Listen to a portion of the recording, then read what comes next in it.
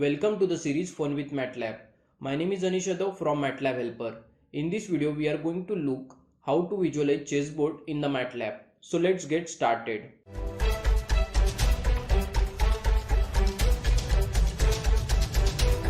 Before going to start coding part, let us look at basic information about the chessboard. Chess is played on a 64 square board with 8 vertical files and 8 horizontal ranks. These squares alternate between light and dark colors. In the MATLAB, if we are able to create these two rows, then our work will be finished.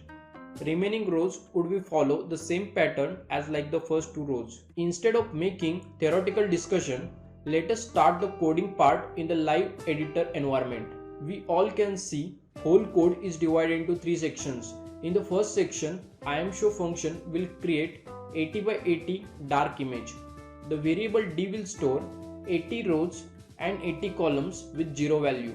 Similarly, second section will create light color with 80 by 80 dimensions. In the third section, row 1 and row 2 are created. In the variable chessboard, row 1 would be followed by row 2 and the same approach would be followed for the remaining rows. Now let us run the all sections. And here we have created complicated chessboard by using simple inbuilt functions. Before going to end the video, I wanted to show you our channel statistics. As per the statistics, approximately 7% of the audience are subscribing to our YouTube channel. As a result, all audience are requested to subscribe to our YouTube channel.